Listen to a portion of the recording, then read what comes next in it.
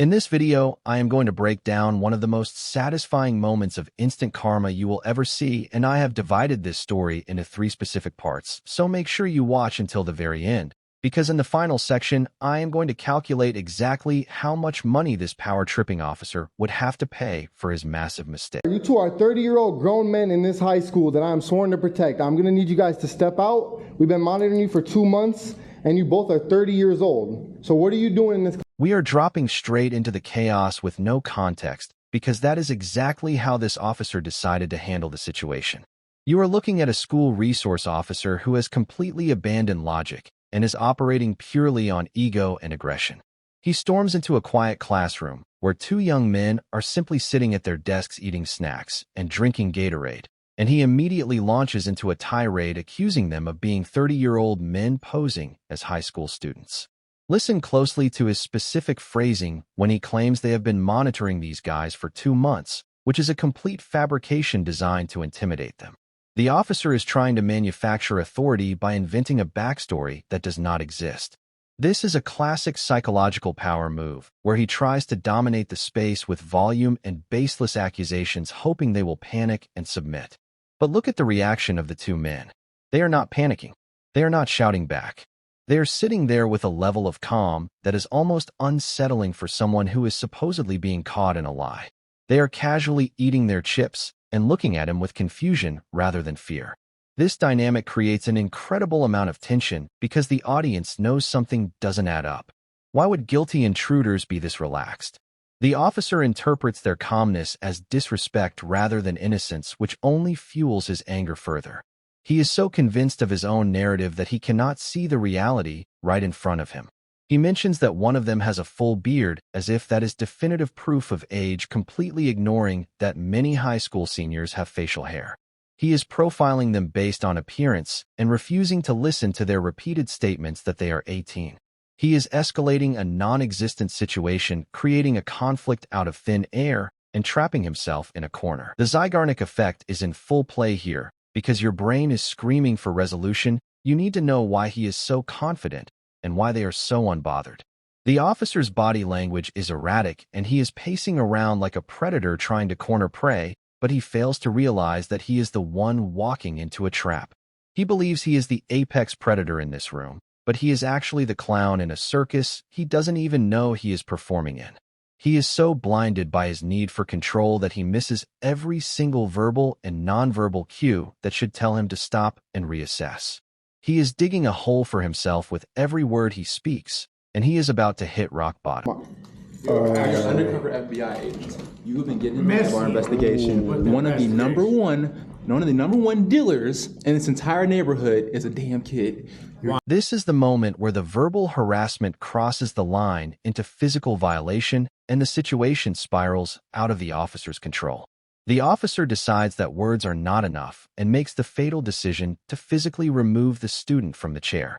You can hear the student clearly warn him, saying, "Do not put your hands on us," and telling him explicitly that he is going to regret it. These are not threats of violence, these are warnings from someone who knows the law better than the enforcer. The officer ignores this clear boundary and grabs the student's arm, initiating a physical struggle that was entirely unnecessary. He is now committing battery under the guise of law enforcement. The tension in the room peaks as he tries to pull the student up, and that is when the dynamic shifts instantly. The student reaches into his jacket not for a weapon, but for the ultimate silencer. He pulls out a gold badge. This isn't a hall pass, and it isn't a fake ID. It is a federal badge. In a split second, the reality crashes down on the officer. These aren't 30-year-old creeps, they are undercover FBI agents who have been conducting a narcotics investigation at the school for months. Watch the officer's face as the color drains out of it. The transformation is immediate and total. He goes from a loud, aggressive bully to a stuttering, terrified mess in the blink of an eye. The power dynamic flips 180 degrees.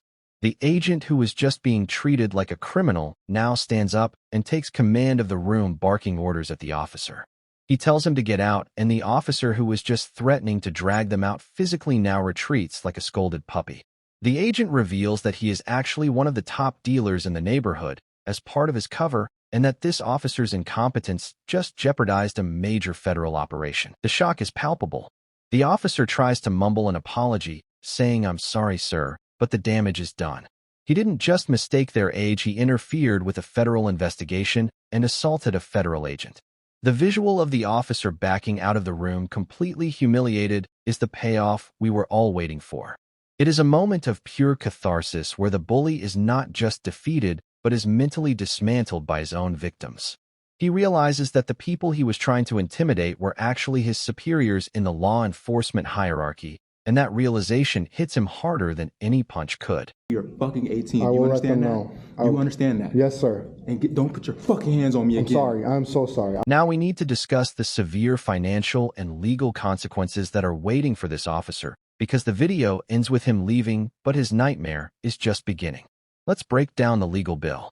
This officer committed multiple civil rights violations that fall under Section 1983 of the United States Code, which allows citizens to sue government employees for violating their constitutional rights. First, we have unlawful seizure and false imprisonment. He detained these men without probable cause. A hunch that they look old is not legal probable cause. He prevented them from leaving and forced a confrontation, which is a violation of the Fourth Amendment. Second, we have battery. When he grabbed the agent's arm and tried to pull him out of the chair after being told not to touch him, he committed an intentional offensive physical contact. In a civil lawsuit, the agents could sue him personally and the department he works for. Usually, police officers have something called qualified immunity, which protects them from lawsuits unless they violate clearly established statutory or constitutional rights.